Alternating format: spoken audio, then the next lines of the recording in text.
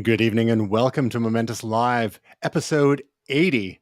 I'm Tristan Judra. I'm Tasia Custody. And I'm Gray Williams, and we're missing somebody today. We're missing We are. William Arthur Andrew Silver. Our anchor, forever in our hearts. And you know what? I get requests from people like when Will doesn't get a chance to talk enough, people are like, you should let Will talk more. So Will's the best. I've gotten like comments on Will's like humor, and the bottom line here is that Will, if you're out there, if you're listening, you're missed, and hope you and Naomi recover soon.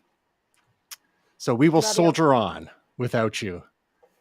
You can find out more about us at momentous.tv, and for links to all the socials, momentous.tv/links.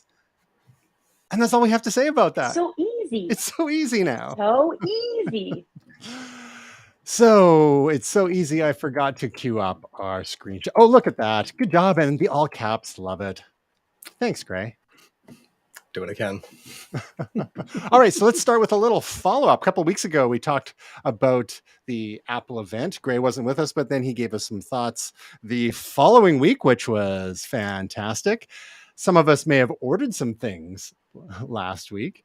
And I'm just going to tell you just a quick little story. I contacted my carrier, Fido, after I got this. It arrived. The case came a couple days early, and then the iPhone 14 Pro itself came on Friday, right on time, right as scheduled. And I thought, okay, well, pretty easy. I'm just gonna I remember from the Apple event, they said, it's eSIM only. It's like, okay, well, that's an extra step with Fido. So I called Fido, the carrier. They're the Fido brand of Rogers. Rogers acquired them several years ago, and they have this new thing where you call people, or you call the support line, and they do a callback, or you can chat with their virtual agent named Jack, which is great. I want to talk to a computer. I'm trying to talk to a person, but I get to do a chat thing. And you can't actually, if you try to push a button on your phone, talk to someone, it doesn't even give you a chance to connect directly. It shoves you right, it just hangs up on you after it says, oh, here, we've texted you a code, click on this, and then you can have this virtual chat. And then maybe there you can request to talk to an agent if you want. So it's like, how about save me some steps and just do what I'm asking like the first time rather than making me jump through all these hoops. So anyhow, this virtual agent told, once I put in what I wanted to do, do the eSIM thing, it said, okay, well, you're number 49 in line. Like, okay, great. And that's practical to keep your browser window open on your phone the whole time. Because, especially when you have a 5-year-old iPhone, it's totally not going to flush the memory out if you open any other apps or anything like that. So good luck with that. Finally, I called, I guess it was by the Sunday at this point, and I just said, just call me back. This was like in the morning. 3 hours later, it was the earliest opportunity for a callback, so it's 1:30 in the afternoon. I get the call back, and they say, I explain what I need to do, and I with the eSIM, you just need to give me a QR code, right? And she's like, yeah, well, we have to mail it to you. And it's like, I'm thinking to myself, wow, they should invent like an electronic way of mailing things to people. So she said, or you could go to a retail store. Okay, well, I would have done that 2 days ago. Anyhow, fine. Fine. I was busy with chores. I was trying not to have to leave the house if I didn't need to. So I pop over and look at the website, look at the closest location. Hey, there's one only 5 minutes away. Great. It's one I didn't realize was there. Pop over, get to the mall. It's like 10 after 5. They close at 6. I get there. The kiosks. I couldn't find the kiosk at first. There was like a TELUS one. There was a Freedom Mobile one. There was a Rogers one. I was like, what? I'm wandering all around this mall. It's like Lynn Valley Center is like, it's a bit of a ghost town of a mall at this point. And then there's like a Fido sign on the far side of the Rogers kiosk. Okay, cool. But it's closed like an hour early. Okay, great. Okay, thanks. So what else? So there's 2 other locations in North Van. So, I can go to the Capilano Mall one 10 minutes away, the Park Royal one 20 minutes away. I'll start with the Capilano Mall one first. Of course, I tried to call both of them to see if either of them are open. Neither of them are answering their phones. So great. I'm just going to roll the dice and hopefully I have time to get to both if one's closed. I get to the Capilano Mall one, and another sad, sad mall here in North Vancouver. And the lady there was very helpful. It was a breath of fresh air. Should have just dealt with a human being like right out of the gate. And I said, oh yeah, so I've got this, I've got the iPhone 14 Pro, and I got to get the eSIM. I need the QR code. And she's like, oh, she said, yeah, no problem. It'll cost you $10. Whatever. I'm like, yeah, fine, let's just do it. And she's like, oh, do you like have the SIM card from your phone, like your old phone? I was like, yeah. And she's like, well, and is there, what about the SIM tray on the new phone? It's like, oh, well, no, there's no SIM tray. It's it's all eSIM. She's like, don't think so. I'm like, what?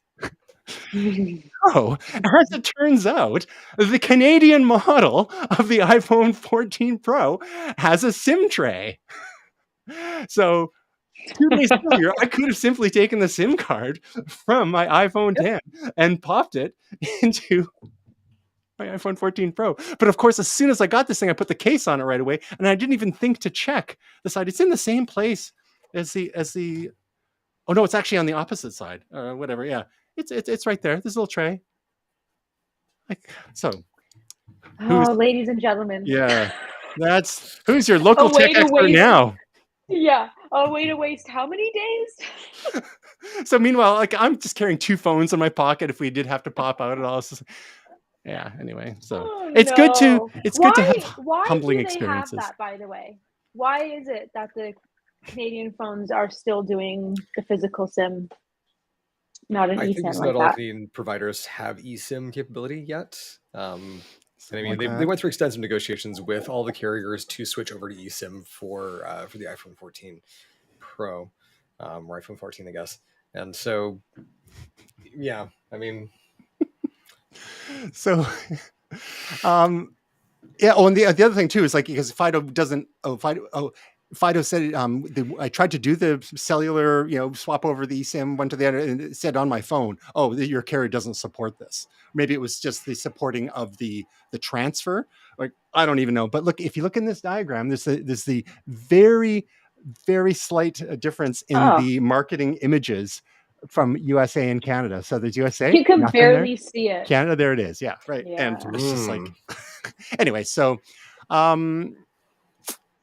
I guess the moral of the story is just like when you get a new device, just look all over, look all over it. Look at it first. Check it out. I always encourage people to explore the features of their phone, but maybe like explore the physical landscape, the topography, as it will, of your new device, because it's amazing what you can learn and how many days of frustration you could save yourself. You'll never make that mistake again. Yeah. Fool me once. But I have to admit, one of the most talked about things from the Apple event was the dynamic island. Like, here's how we can, take what was, the notch and make it into, which was a blight, according to some people, and make it into a feature. You're playing stuff, and then when you make things go away, it just sucks up into the dynamic island. I think people are just going to start calling it the island, if anything. But it's whimsical. So we got the return of whimsy, which people had claimed Apple had lost. But such whimsy is being taken to extremes now with the app developers getting aboard, because most apps don't support any kind of interactions with the dynamic island yet. There's some features and interactions they get for free with the just at the OS level. But some apps are starting to customize themselves. And there is one from Apollo, which is a Reddit reader app that they've added these things called, I think it's Pixel Pals.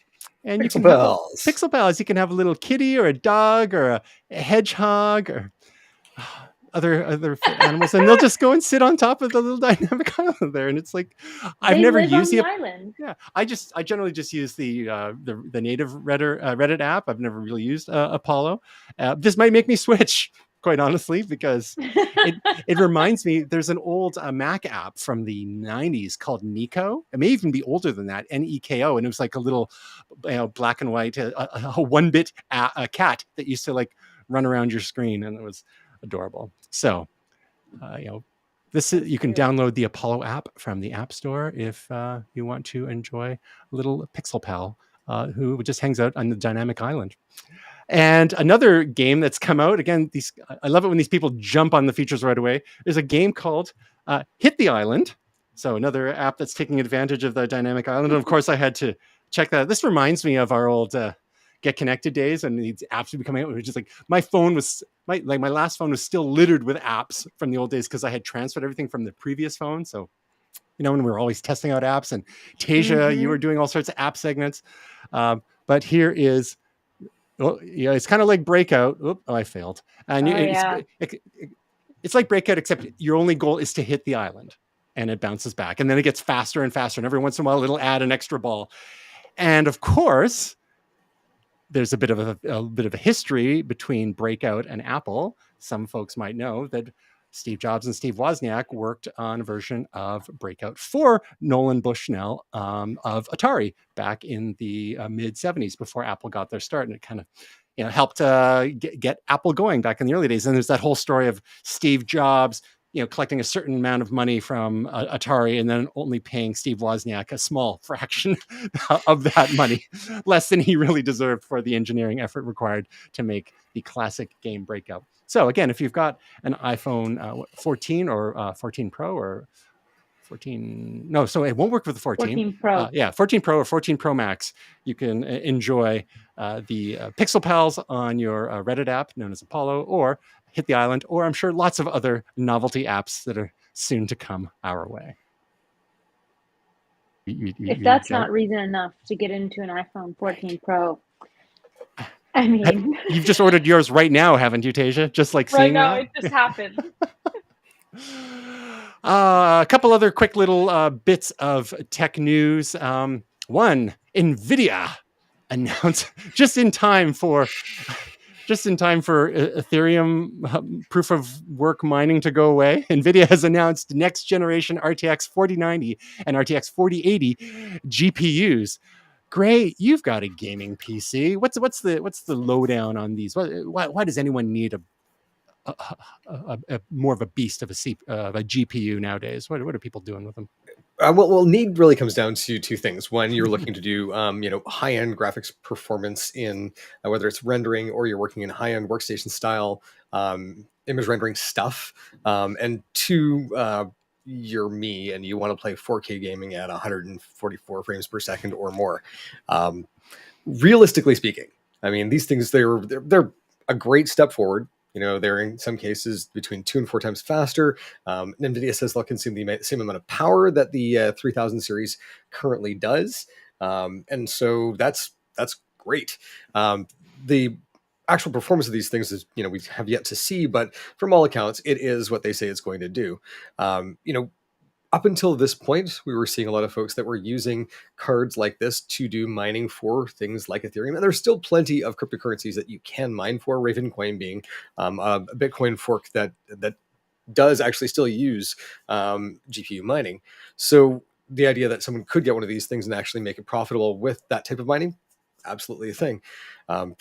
We have also seen a massive glut of cards on the market as people have been selling off their Ethereum mining farms. So this is an interesting market for NVIDIA to be in.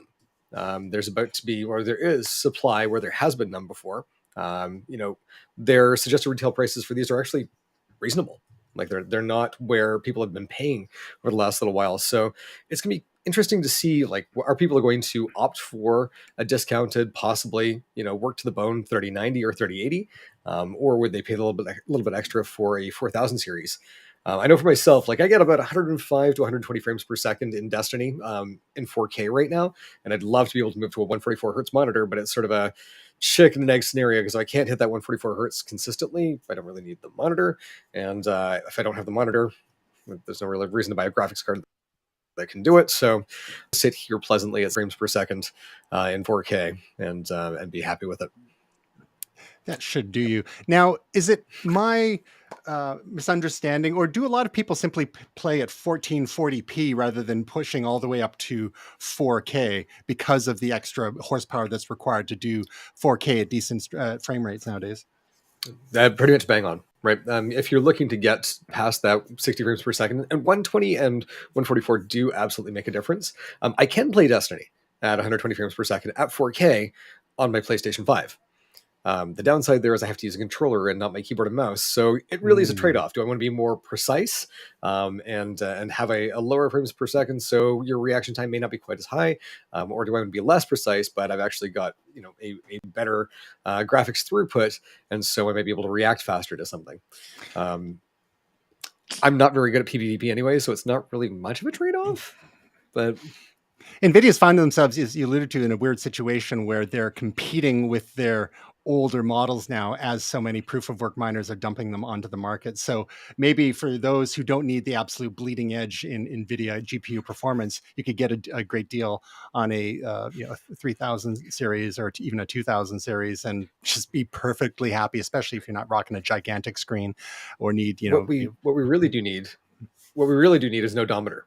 Right, like how hard have these things been worked? If you had an odometer on your video card, that'd be great. And as for other proof of work tokens that can be mined nowadays, I was hearing yesterday that Ravencoin at this point is barely profitable to just like 10 cents a day or something like that, depending. So you're gonna need to get a real good deal on your electricity and on those old beat up cards. That is at current prices, mind you. Yeah. Right. If it goes somewhere in the future, but there's got to be a market for it. It's like, I'm glad I'm not in that business. That's all I can say, because you got to tie up a lot of capital. In other news, that would have easily passed us by as being, admittedly, mostly Apple people, aside from maybe the PC gaming that you're doing on a regular basis, Gray, is that there's a Windows 11 2022 update. So it's interesting from a marketing perspective, how Apple's been doing yearly updates to their OSs for years and years now, and they always, give them a unique name. And the last several names have been based on California natural features or landmarks, such as Ventura or Big Sur or Monterey or El Capitan and Catalina and the like. So Windows, we had Windows 8 and we had Windows 10. No one knows what happened to Windows 9. We had Windows 11, but each of them had a number of updates in the meantime, but there was not a ton of fanfare.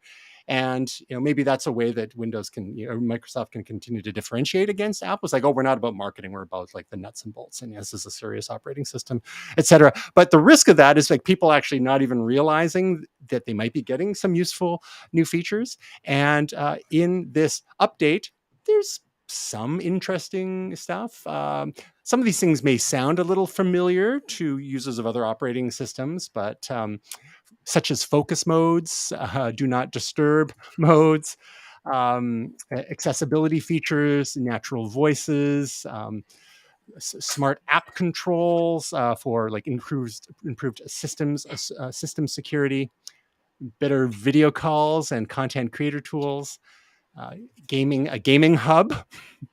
The ability, we've talked a bit about in the past, I think when we talked about Windows 11 last year, the ability to run Android apps, further integration with the Xbox ecosystem, and then an interesting feature here about making it easier to reduce your device's carbon emissions, basically giving you information on when the best time of day to be maybe recharging your laptop or having your desktop PC plugged in and active, whereby you have the greatest chance of using green energy and so on. Now, Gray and Tasia and I and even Will, we tend to be the tech people in our respective families. Tasia, when I imagine not everyone in your family is a diehard Apple user, and you probably have a bit of a heterogeneous ecosystem out there amongst your family and friends. When someone, maybe a Windows user or even a Mac user, comes to you and said, "Hey, I just heard about this new update to my operating system. Should I do it?" What do you generally tell them, and what would you tell them about this update in particular? I usually always say wait till there's the little minor updates, which often include a lot of bug fixes. So my first thing is always wait. After wait, my second thing is always back up your device first before you install any new operating system. I don't care what device it is. But also, we're laughing about this whole green energy thing, but that is rumored that that's coming to the iPhone. and it's going to be It called does. like clean energy charging or something as well. So Yeah, I feel like everybody's kind of hopping on this bandwagon, right? So we'll see. How do any of us actually know? It's like when Google Flights added like the emissions now on the flights. Like I don't have any way of actually checking the emissions log on these flights. So do you know what I mean? But like we're trusting in our tech gods here on these. You don't But it stick is interesting to see they're all jumping your on air them. care dongle in the tailpipe of the jet before. Right? Well, So you're so, saying if I fly Air Canada and we sit on the tarmac for 2 hours, this is a greener flight? well, so the, clean energy is coming in 16.1. It's in the beta, and it's only in specific areas. But it For actually the way iOS that you can 16.1, verify is that correct? Yeah, okay. iOS 16.1, yeah. And Okay. and the way that it's actually being done is it's looking at your location, and then it's looking at the price of electricity or the based on what the electricity generator is reporting, how they're generating that power. So if some folks are, on solar and then coal or whatever else it is, like it's basically looking at it and going, okay, these are hours that are lower consumption, so we'll charge during these hours. Or if they do have an identifiable time of day that they're using renewable energy, then that's how that's working. It really is up to the electricity provider to be able to report that in order for Apple and Microsoft to be able to look at it. But it's not a bad way of doing it. When we take a look at what happened with California and their blackouts that they were about to have, asking people to not use that electricity did actually save the grid from going down. And there were a few people who, once they received the request, I saw one post on Twitter where the guy said, yeah, I'm running my air conditioner and my microwave and this and that, and, screw you. And unfortunately, there's nothing we can do. That's the equivalent of rolling coal. Like that's a DB move. Like, come on. Yeah, that's the coal roll for sure. Seriously. And it's really, really disappointing that some folks do that. But it's for myself right now, looking at operating systems, Windows 11 is an interesting one for me, because I built my own system. I went out and I bought a trusted platform module to go into it so I could upgrade to Windows 11. And that was right around the time that I started having problems with my Windows PC, which turned out that the nearly 10-year-old power supply was basically frying itself on a daily basis. So I pulled that trusted platform module out thinking maybe that was causing the issue. And I haven't put it back in, and I haven't upgraded yet. So this might actually be my call to plug this into my system and actually upgrade. When friends and family now ask me, advice on upgrading their operating systems, I let them know that I am not their tech support. I have no desire to do so. I do not consent. Please ask someone else. I'm done answering questions. I love you all. Not doing it anymore. You can't avoid the Amber Alerts, Gray. They're going to come, whether it's friends or family. I need that tech support. Speaking of Amber Alerts, I just put my headphones in yesterday. And so it was actually it was quite sedate for me because it had adjusted the audio based on my ear protection preferences, but I could hear them going off in other suites. Yeah, Tasia, we had an Amber Alert yesterday evening. Was it around 10:45 or so? And it was a missing child. It sounds like they were. It sounded like maybe the mother had taken the child unlawfully, whatever. And the details are still working themselves out. Allegedly. But, allegedly. And for our lawyers, our crack legal team here at Momentous Live. And so the weird thing is, though, when I was out post roller hockey, burgers at A&W. Home of the Teen Burger, and they had this episode brought to you by the entire Burger family. To be fair, good food, all our phones, good food. Yeah, all our phones went off at the exact same time, which is remarkable. But the weird thing is I get home and mucking about, winding down, showering and staring at my phone for hours before going to sleep, and then I go to grab my iPhone 10 for some reason because I had already, I guess, set the new phone, like the alarm on it to go on. I just said, I just need to check one more thing, as to ruin my sleep cycle even more. And I unlock my iPhone 10, and this is like at 2 a.m. maybe, and the Amber Alerts starts going, rah, rah, rah, rah. And of course my poor darling wife Stephanie was like, rah. It's like, why are you doing that now when it was like over 3 hours ago? So good times. It's fortunate that it was put out so early because they did actually find the child and the mother in Calgary. Oh wow. Yeah, so she was booting. All right, moving on to we have a bit of a theme. We've been talking about energy and power and recharging and all that. We just have a few EVs we're going to talk about, and then some related issues. Some of these we're going to breeze past and leave for our loyal viewers to check the show notes, which usually get populated within an hour or two after we shut down the live stream. But some interesting trends that we're noticing. We've seen a few of these and discussed them in the past on Momentous Live, some specific models coming from China of electric vehicles.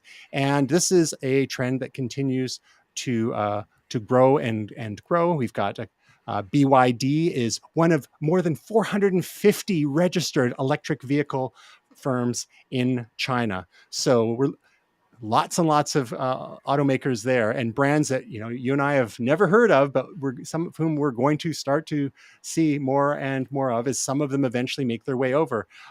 Some of them are definitely cute and small and appropriate for their markets and the types of roads they have and the sort of efficiency they're looking for. Not a lot of large families necessarily, thanks to decades-long family planning policies in China, which are now going to result in long-term demographic challenges for that nation. But we got some of these are reminiscent of the Mercedes Smart 4.2 concept. So a lot of these are two-seaters as well, but super efficient and really adorable. So we'll see how many of these actually make it to our shores, courtesy of, depending on various tariffs and maybe even sanctions if anything happens with Taiwan in the near future. But they also have the higher end market as well too, where there's quite a vibrant high end auto market in China as well. So some of their manufacturers are addressing that. So along with that theme, we've actually got a couple of nostalgic plays coming too. One was the Mini Aceman concept, and some when they fully electrify the Mini, and we've touched on this a little bit in the past, and I know a certain one of us here may be particularly interested in there. But even more, why have an electrified Mini when you could have an electrified Pokemon themed Mini, where you could actually use gaming controllers, say Mini and Pokemon collaboration, which I'm not really unsure how it all works, but apparently you can plug in your game console and then use the vehicle's exterior projector to display your gameplay on whatever surface your car's parked in front of. Gray, as our official Mini Cooper correspondent, what are your thoughts on these these stories, particularly the Mini ones? Because what we see from the Mini is kind of the size of a lot of the vehicles we're seeing out of China. And do you think Mini's going to have a chance against these probably Chinese vehicles, which are half the price? And will the Pokemon angle be enough to differentiate? It's, of course, the other nostalgia from the British heritage too. Right. I don't really know that the Pokemon concept car is going to fly with a lot of folks. Maybe if you're really into Pokemon Go, this could be the thing. If they could integrate some controls Pokemon Go into the dashboard, that might be handy. Needless to say, I do not Pikachu's that one. I do like the Aceman though. The Aceman looks very, very cool. I'd love to see the Countryman done in a full electric. I didn't buy the hybrid Countryman because they wanted an extra, I think it was $25,000 for just adding that 40 kilometers of electric range, which for me to save that amount of fuel over I think maybe I've got 10,000 kilometers on the car. It's not much. In 4 years, it's no more than that. But we're not driving a lot nowadays. We're low. 40,000 kilometers I've got on the car. But in any case, with the Chinese EVs, the interesting thing here is going to be software. Right. The Tesla has proven to us that the electric vehicle is actually about a union of hardware and software.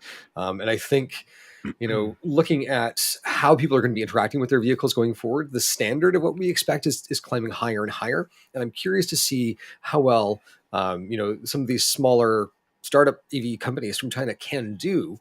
If we're looking at something like open source software that might help them catch up. But right now, looking at where Tesla is and looking at other companies around the world are. They're focused on things like optimizing range by changing driving patterns, or managing self-driving. So it's going to be very, very curious to see. Right now, you can buy a truck body from China that's about $2,000, and with all of the electrics put in and shipping, it comes to about $8,000 or $9,000. It's not terribly expensive, but it is an arduous experience. And even when it's running, it's kind of still a bit of a beta experience. So, is this a sleeping giant situation? Absolutely. I don't know that a sleeping giant is necessarily what you need when this market is going to be so nimble, though. So in other there we go. In other nostalgic EV news, the Volkswagen's ID Buzz, which we've been talking about for over a year here on Momentous Live, is creeping ever closer to an actual release. Some media outlets are starting to get some first drive reviews under their belts, and they're saying it's supposed to be coming to the United States in 2023 and be in Europe this year. Of course, Europe gets it first because, of course, naturally, Volkswagen's based in Germany, and this last time we checked, that was part of Europe. But I'm a little torn on this because I love the look of the original Volkswagen minibus, and used to joke with friends, as I probably mentioned in high school, that someday I would live in one. I realize now that maybe that's not such something to aspire to. This new one looks kind of cool. Maybe not some of the design choices I would have made, and very spacious, and I'm sure we're going to see camperized versions of these. Of course, the battery pack components are make the floor a little higher than we might like. So we'll see how practical it ends up being in the long run. Something that's possibly a bit more practical might be something like one of the Rivian offerings that we've also talked about in the past, and they are starting to make their ways into reviewers' hands as well. The R1T and the R1S, and I'm sure Gray will have some thoughts on that. But as part of the Rivian story, there are some challenges for people just in EVs in general. Those people don't live in single family homes. Where do you charge up? And people who live in condos, apartments, or don't have charging at work, like where do people charge? And there are charging stations here and there.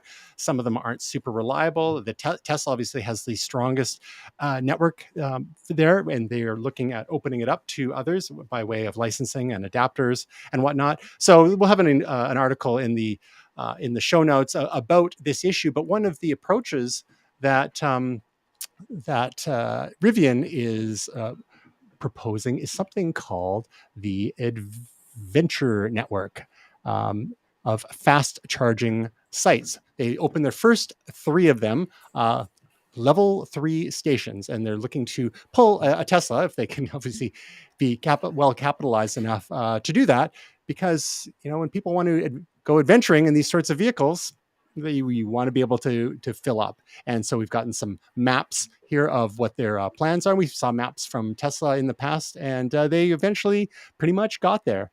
So before I throw it to you, Gray, with your thoughts on Rivian and the like, I just want to ask Tasia, if in the concepts we've seen so far in some of the actual real world shipping vehicles we've been looking at here, what appeals to you most? What of maybe sort of a unique offering from China that we've not seen before, offering a different take on EVs, maybe different than what European or North American designers have in mind? Or are you fond of what we're seeing from Mini, kind of the retro cool, and by the same token, the Volkswagen ID Buzz, again tapping into that nostalgia? Or something slightly more, traditional, even though it's got the front end looks a little different on the Rivians, but a bit beefier. But of course, a price tag to go with that. What's the most attractive on that spectrum to you? I would only do one of the China cars if it comes with the wings, like in the photo. I think that's super practical. But Fair, there's like these giant wings that are coming out of it. No, realistically, probably something like the Rivian, but I do like the look of the Minis. So I'm a wee bit torn. I'm bummed about the I'm bummed about the VW bus because I feel like they should have just completely made the retro version, like kept with the retro. Like I don't want a fancy new looking VW bus. I want the I think old this is one. actually a It really can nice be adaptation of new, that, though. but like I want it to look like the same roundness and lines, and it can look new, but it looks old, but it's new. And I want it to be horribly underpowered so I can barely get my family up a hill. I Just want like all the olden latest days. gadgets inside. Like, let me be clear. I want the latest gadgets inside. I'd like air conditioning. Like, it's gonna be new, but I want it to look old on the outside. Yes. Like, that makes sense. Line and shape wise. Fair enough. Gray, what are your thoughts? Like, honestly, like I'm thrilled that Rivian is putting this adventure network in. I drove up to Merritt this past week in an RV, which I very much would like. The VW bus of camper vans, slightly elongated, maybe again flatter front. But I'm looking forward to that because that might be my thing. I've got a deposit down on a Rivian, but we'll see kind of where that goes. The interesting thing was there was sort of this conglomeration of silver-haired, later middle-aged white men gathered around the Chargers there, who were all very, very self-congratulatory about their use of electric vehicles, and I was like, good on you. Oh, those smug emissions. I don't know. It was just funny because like there was just a very similar look to everybody that was there. I'm like, well, that makes sense. You guys can afford this, and it seems like you care enough to actually switch over to electric. But having more access to more charging would be good. I know getting up there and getting back, there was probably about $400 worth of gasoline that was burned to get 4 people to Merritt and back. And I'm really looking forward to not doing that anymore. Well, the good news is that Rivian hopes to install some 3,500 chargers at 600 sites nationwide, that nation being the US, but also we have a sprinkling of planned chargers in British Columbia and Alberta as well. Not so much. It looks maybe a little bit in Toronto and along the St. Lawrence River there too. But so its time will come. I mean, especially as we start to see Rivians actually arrive. What's the date on yours? Do you have one yet? I don't. I placed it late. Okay, gotcha.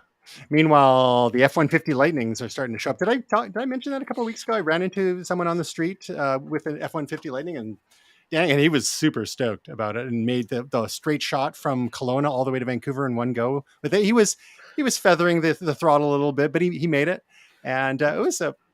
I think Ford's got a winner there with the F-150 Lightning because it's they very well thought through. It's work oriented. It's got a lot of features there for workers, and it's trucky. It's not spaceshipy. It's trucky. And so Rivian, I think, is following that playbook to a certain extent, but because they've got a fresh brand, they're not tied to the legacy and the Ford canon, so to speak. So they can push it even further. Maybe not quite so Cybertruck far though, because that's maybe a little far for folks. Now, on the whole battery topic, there's some other stories that we will include in the show notes, but one of them has to do with how cars are constructed and how the batteries may become part of the actual chassis of the car. That is one approach being proposed by Tesla and Chinese companies such as BYD that we mentioned earlier and CATL. So I'm not sure what this is going to do for the repairability and replaceability of battery cells, but the whole notion that you can save weight on your car by having the batteries form part of the structure of the car itself is kind of an interesting idea, and just shows that they haven't stopped innovating, right? Any way we can reduce weight and get more mileage, more range from these vehicles will help set people's minds at ease. And those who have an EV, we'll include a link in the show notes as an article from Wired on how to take care of your electric vehicle battery. And some of the issues it mentions here have to do with the temperature when you're charging your car, of course the temperature that you're in which you're driving your car. Batteries don't generally like extreme heat or extreme cold. They don't like to be overcharged, of course. And if you want your battery to last long, don't try to not have a lead foot. Anything you can do to increase the range from trip to trip will actually increase the life of your battery, generally speaking, as well. And there are new battery formulations that are on the way too that may change the calculus a little bit. Now, Tesla itself isn't limited to merely car batteries in their EVs. They also have something called the Tesla Powerwall. But Toyota hasn't been standing still, even though that they seem like desperately behind in the EV race. And we've talked about some of the Tesla pure EVs coming out, as well as the plug-in hybrids. The RAV4 Prime's got gigantic lists, back order lists.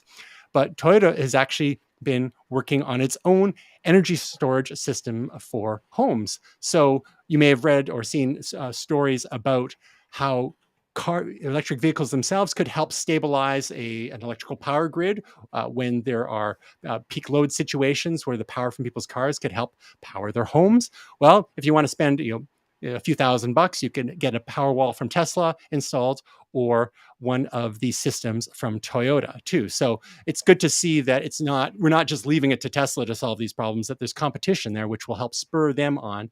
And because there's a gigantic market there, especially when we talked about that story from California with potential brownouts and how do we avoid these things. Well, the more batteries are out in the world, not just in cars, but in our homes, it can help stabilize the grid when necessary until such point as they decide to get more capacity online, nuclear. So that's a whole nother.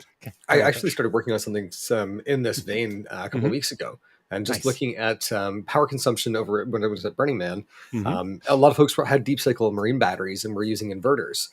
So people are now basically looking at inverters, whether they're 12, 24, or 48 volts, and looking at lithium iron phosphate batteries that can have, kilowatts of power in them. And tried something with that over the weekend to power part of the light show at Burn in the Forest. Interesting experiment. There was some wiring that I have to do on one of the inverters in order to make it work with a deep cycle battery where it's not being charged by an alternator always. But it is actually practical. So for camping next year, I'm actually looking at building something like this, like a mini Powerwall, in order to be able to take with me that isn't one of these, grab and go battery packs. Is something that can actually store large amounts of power from solar and perhaps charge faster. And of course, the hidden benefit of something like that is that even in a home like domestic situation, if we have issues with power, power outages and whatnot, if you've got those things fully charged up, they could get you help you in a pinch when if you've got a temporary brownout or blackout in your area. We're very fortunate where we live. That doesn't happen all that often, but in other areas, that seems to be more frequent occurrence. What's the power stability like in your region? Tasia, are you at all entertaining the thought of getting a Tesla Powerwall or offering from someone such as Toyota, to go along with your RAV4 electric version when you finally get it? Yeah, well, it's on my list. Like, I'm saving for my next car, which would probably be a hybrid first. But yes, I want to try to do as much as I can in terms of the more green energy space, or taking the load off the environment. So right now I have rain barrels, even though I live in the desert, and everybody thought I was nuts. But it's like, it rains. I would like to collect that. Beautiful. And so things like that anything I can do that just takes the little personal pressure off. And if more people did that. So yes, I would definitely look into it. My biggest issue here is our heat and our extreme heat. And when I can't get a good answer on how long these batteries will last, how much they're going to cost to replace them, it's like but I'm still gonna I'll dip the toe. I'll go hybrid first, dip the toe. Well, you make a good point there about what we can each do at an individual basis, because you get enough people doing something small, it can add up to something big. And that case that Gray mentioned earlier in the show, whereby messages were going out to the public to, maybe unplug a couple of things just to get us through this rough patch at the moment. That's kind of like a last, sort of a worst case scenario. You want to not do that if you don't need to. But in general, by encouraging people to conserve. I remember, the whole 3 R's of recycling was like the first thing was supposed to be reduce, right? So reducing your need. And by doing simple things like rain barrels, then you're easing up the pressure on the water supply and the reservoirs. We've talked in past episodes about, the Lake Mead and the Colorado River and how many states it's supplying and all that pressure there. So, the less that we need because we're capturing other natural sources such as rainwater, then great. And if enough people do that, that can add up to something. Other issues like people removing their front lawns. How many people use their front yards after all? Not most people tend to do stuff in their backyards because it's more private. So what do you need an ornamental, grass lawn in your front yard for? Like, especially in desert areas. So you could have something that's a little bit more native to that environment, more deserty in your front yard. And you're starting to see more people do things like that, which, eases up the demand on water supply there. So if we have that kind of thinking extended to our power consumption as well, whether it's time of day or just overall usage, of course, we want to stay comfortable as much as possible with it, whether that's heating or cooling. And so what are some passive ways that we can be doing that? And there's all sorts of, tips and tricks online to help us, especially during those extreme weather events, because we want to keep our supplies of whether they're water or power nice and robust, and to avoid situations where, we saw in Texas a year and a half ago, where you got these black swan sort of events and just they weren't prepared for it because it was such an unusual thing to have an ice storm in Texas at in the late spring. So every little bit we can do helps. So thumbs up on the rain barrels, Tasia. Thank you. Now, one other little bit in that mind is that Toyota is also recycling electric vehicle batteries with a co-founder of Tesla, who you may have heard his name before, JB Straubel. There was a few co-founders of Tesla, and some are persona non grata now. And Elon came in fairly early. He wasn't an original founder, but he was in there within the first year or two and injected a whole ton of money, and then eventually took over. But one of the key things with all this battery production that's being done for all these EVs, that requires all sorts of mining of minerals such as lithium and nickel and other things, depending on the type of batteries being used.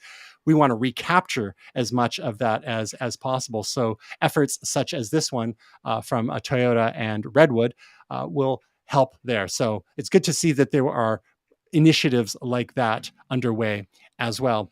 Now, the whole world of batteries can get a little dicey, and we've heard about battery fires in certain EVs, of course, because Tesla is one of the most popular brands of EVs out there. There's been a number of Tesla fires that have been documented, and they make the news, and people get concerned. Well, you take that into a whole another scale. A Tesla Megapack is kind of like a Powerwall, but for an industrial scale power plant. So at PG&E, which is one of the power companies in California, they had a fire just earlier today, about 18 hours ago or so. And of course, when you've got battery fires, you can have some nasty chemicals in the air, and they're asking residents to stay indoors, turn off ventilation systems, and the like. So we need to,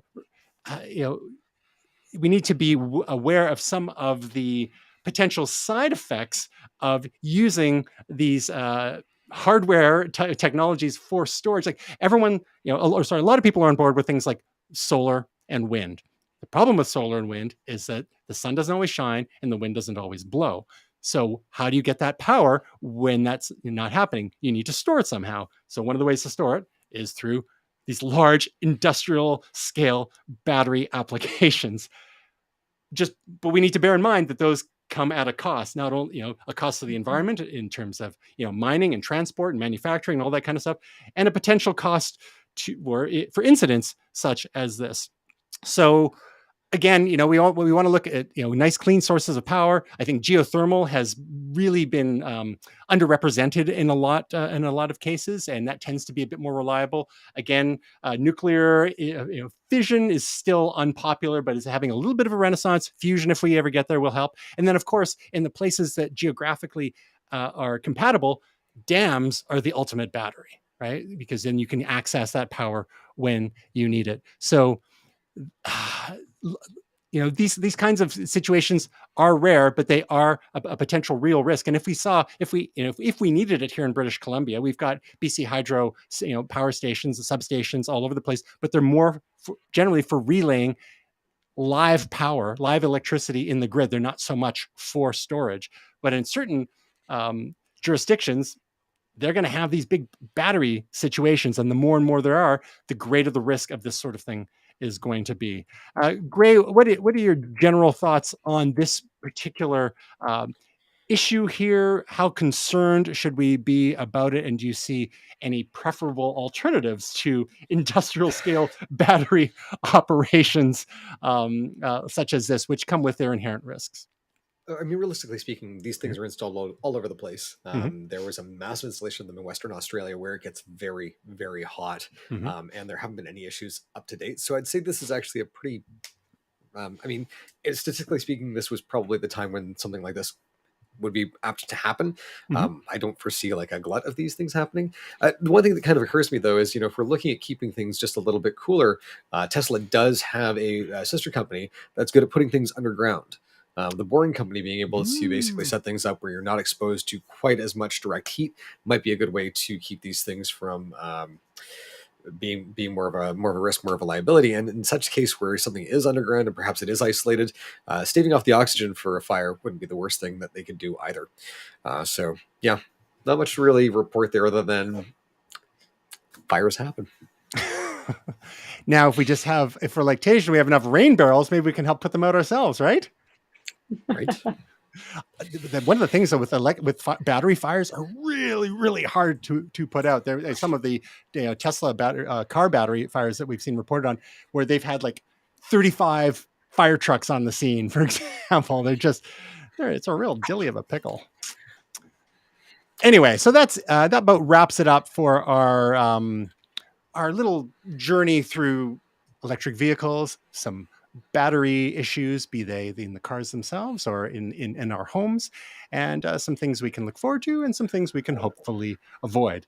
So I have one little bit of entertainment news. Something crossed my desk yesterday that I'm a little interested in, and maybe you guys will be as well. A trailer dropped for the sequel to Knives Out, and it's known as Glass Onion, a Knives Out mystery. So now that Daniel Craig is officially done as James Bond, we might be seeing some more Knives Out movies. And and he's a great character. You've both seen Knives Out, right?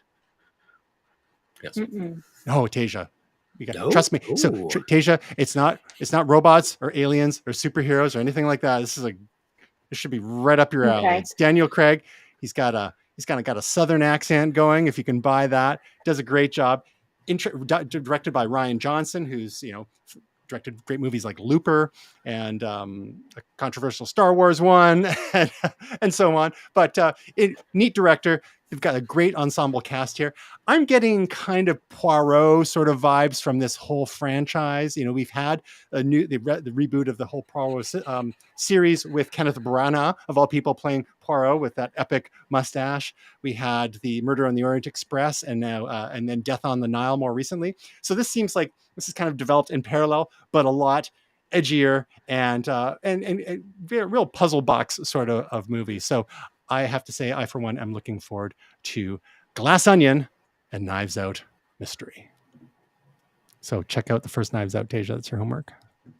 Okay, I've got homework now. Gray, any thoughts on the original Knives Out? I thoroughly enjoyed it. I'm not watching the trailer because I don't want to spoil it for myself, so I will leave it there. That's okay. We'll still get a content hit from YouTube anyway, because I probably played enough of it there. They really love doing that. I gotta stop doing that. Start reversing the video on that. Exactly. All right, so we're into some picks of the week here, and starting. Who are we starting with? Who picked Simone here? I did. All right. Okay. Here's a challenge. Try and pronounce her last name, because it's not what you think. It's not Gertz? I don't think so. It's Gray? Really? No, it's something. It's not.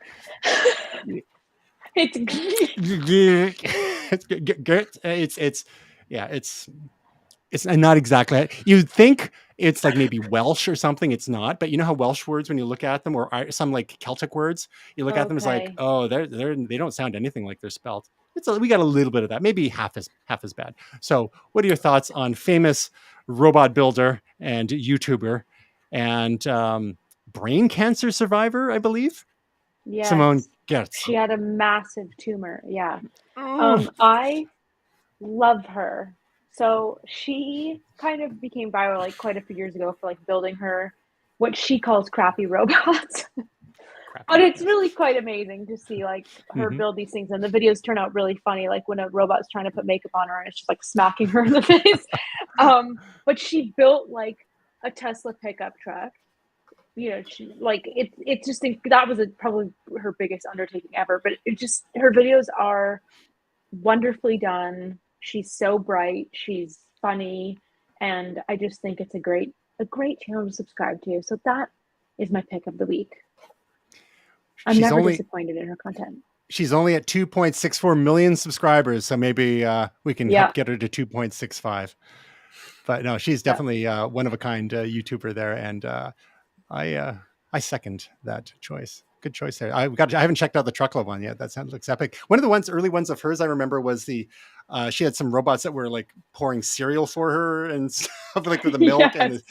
it was a Yes. It's just disaster. a mess. Yeah. And that's what's so funny about them too. It's like crappy robots, Exactly. using a different word. Gray, pick of the week Yeah. from you, sir. Yeah, I've got the Headache Sound Omni, and so this is something that I picked up after talking with Will about scratching. And this is it's really cool little record player. It's a standalone device where it does play records, but you can also use it to scratch. And I just recently saw it in the World Turntablist Championships. Looks very neat. I did buy it in the blue because Ooh. why wouldn't you? Hmm. And yeah, so very sexy, very neat. Lots of really cool hi-fi pieces to this. So it's a great piece of equipment, CNC aluminum, and so I'm eagerly awaiting its arrival, and hopefully we'll be able to show you guys something. The goal here was actually for Will and I to hang out and for us to be able to do this. So Will, you got to get well soon. So when it arrives, we can get to scratching. So to be clear, this isn't the sort of turntable that you would necessarily like set up in your living room and just like put on your repressing of Kind of Blue by Miles Davis. Is this not more meant for as a dedicated scratching unit? It's meant to do both. So it actually supports digital vinyl as Okay. well. It supports regular record playing and it supports scratch record playing. It does have a built-in battery, so you can take it on the road. Perfect. And it does have a built-in phono preamp, so if you want to put it into an existing speaker system, easy to do. Gotcha. Good choice. Good Yeah. choice. I'm the whole vinyl resurgence in the last decade or so. It's easy to disparage some latecomers to the trend as hipsters and all that. But I honestly don't mind. I just love the fact that it's managed to keep a lot of record stores going, because there was a time when they were just like most of the record stores I went to in the 80s and 90s are long gone, except for like one and out of about half a dozen. And there's a few others that hung on in other parts of town. But it's been nice to see that that interest, from subsequent generations, and also some other folks who they grew up and they have a bit of nostalgia and a bit more disposable income.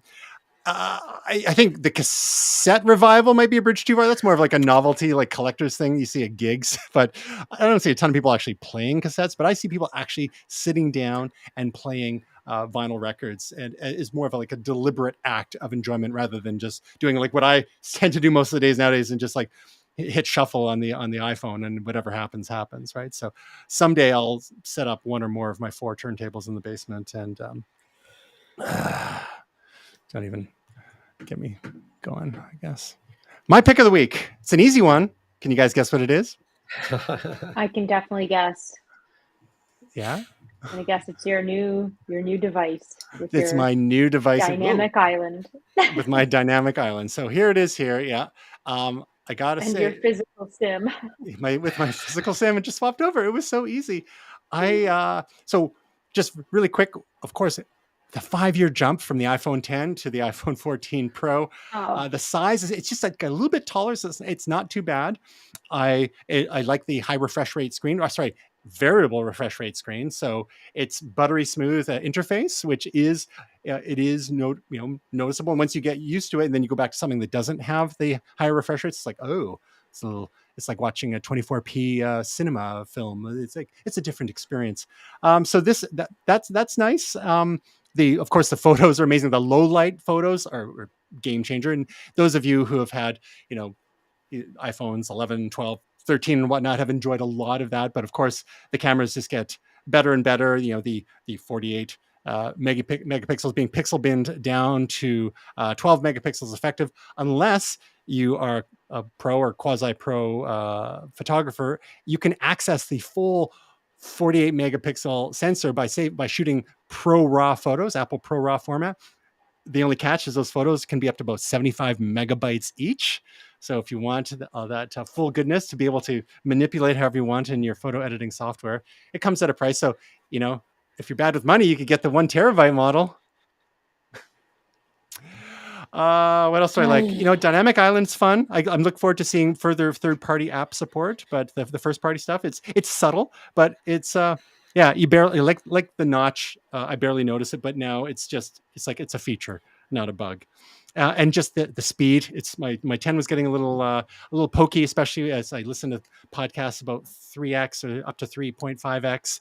Trying to do much else on the phone, it tends to bog down a little bit. So this can handle it no problem.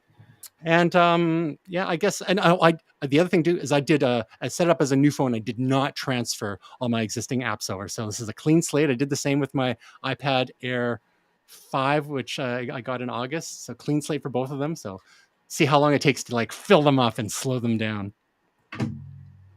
And that's my pick of the week.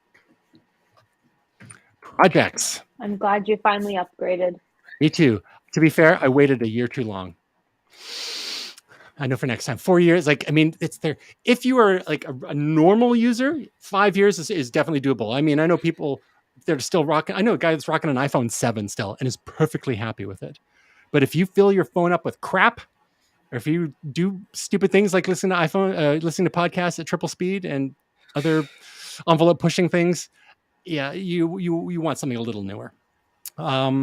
So maybe every 4 years is the right cadence for me in that, because that's what I had done in the past. But as these phones get more and more capable, maybe they'll last longer and longer. Just replace the battery every couple of years, which I did in my 10. Okay, so we got a couple projects from you this week, Tasia. Yeah, well, this first one isn't really a project. It was just something I wanted to share with you guys. So this local Portland afternoon show reached out and wanted to do a tech segment. So I did that yesterday and it was fun and I crushed it, obviously. And duh. No. And so anyway, it was really nice. It was fun. And so they've asked me to come back whenever. So I don't know how often I'll do it because, add it to the list, but it was a lot of fun. So I just talked about some iPhone tips and tricks and that kind of thing. How did they find you? YouTube. It was a producer that reached out and she was just like, oh, we like your YouTube videos. Can you come on? And then a wildfire happened and I couldn't come on. And then the Queen died and I thought for sure I was going to get bumped again, but I didn't because it's an afternoon show on Pacific time. So that funeral was long done. So yeah, it was fun. You are a multi-state influencer now. I guess officially I can claim it. They linked to my YouTube channel and everything, you guys. Love it. You're huge in Portland. You may know me from my one appearance.